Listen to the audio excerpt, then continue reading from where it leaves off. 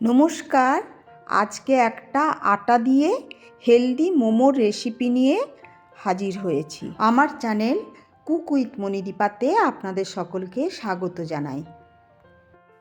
Vegetable momo বানাবো আজকে, তাই এখানে বাঁধাকপি, কিছু বিনস, তার সাথে একটা গাজর রাফলি কেটে নেব।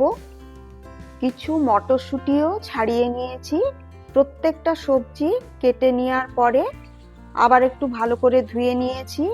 একটা ভেজিটেবল চপিং মেশিনের মধ্যে ভেজিটেবলগুলোকে সমস্ত দিয়ে খুব ভালো করে চপ করে নেব।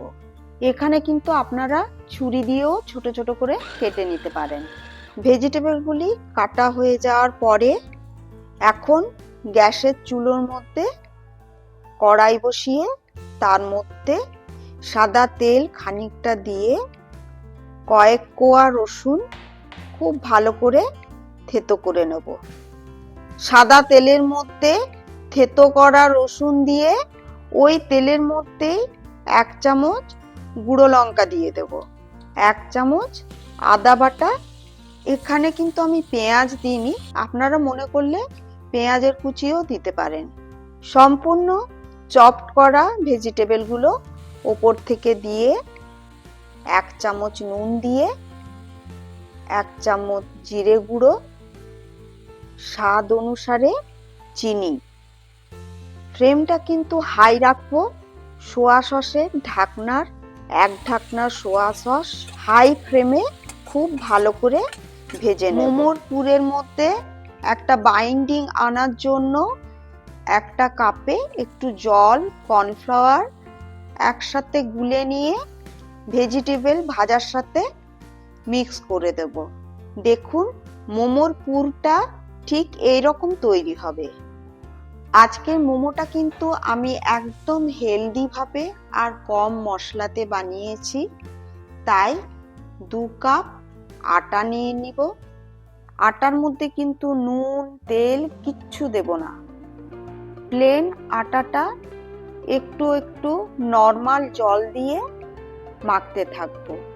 খুব ভালো করে আটাটা মাখতে হবে, একটু নরম করে আটাটা মাখতে হবে। ওপর থেকে একটা কাঁচের বাটি ঢাকা দিয়ে কিছুক্ষণ রেস্টে রেখে দেব। আটাটা রেস্টের পর দুটো লেচিতে ভাগ করে নিয়েছি। অল্প একটু গুঁড়ো ময়দা ছড়িয়ে একটা লেচিকে খুব বড় করে বেলে নেব। যেহেতু আটার মোমো বানাচ্ছি তাই খুব একটা পাতলা করে বেলার দরকার নেই। এরপর বাটি দিয়ে ছোট ছোট করে লুচির আকারে কেটে নেব। ভেতরে পুর দিয়ে ঠিক এই ধরনের একটা ডিজাইন বানিয়ে মোমোগুলো গড়ে তুলব। মোমোর অনেক রকম ডিজাইনই হয়, আমার কাছে এই ডিজাইনটাই একটু সহজ লাগে, তাই আমি যখনই মোমো বানাই তখন এই ডিজাইনটাই বানাই। কড়াইয়ের মধ্যে জল দিয়ে ফুটো ফুটো থালার মধ্যে প্রত্যেকটা মোমো দিয়ে ওপর থেকে ঢাকা দিয়ে সেদ্ধ হতে দেব। এইদিকে মোমোর একটা চাটনির প্রিপারেশনে চলে যাব। 2টো টমেটো রাফলি কেটে নিয়েছি। সর্ষের তেলের মধ্যে টমেটোগুলো দিয়ে দেব। ওপর থেকে 3-4টে শুকনো লঙ্কা,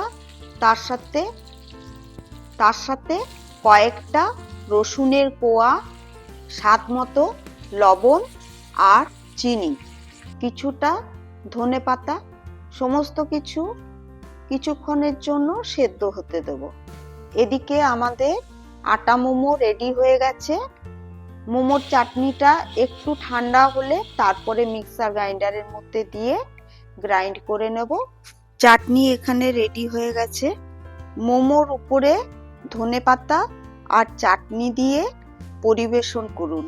সঙ্গে থাকবে মোমোর একটা স্যুপ, যেটা ভিডিওটি বড় হয়ে যাবে বলে আমার আর দেখানো হয়নি। প্রত্যেকবারের মতো একটা কথাই বলবো যে ভিডিওটি যদি ভালো লেগে থাকে তাহলে একটা লাইক আর চ্যানেলটিকে সাবস্ক্রাইব করতে ভুলবেন না।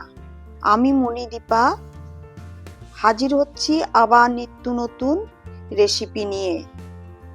ভালো থাকুন, সুস্থ থাকুন, সঙ্গে থাকুন।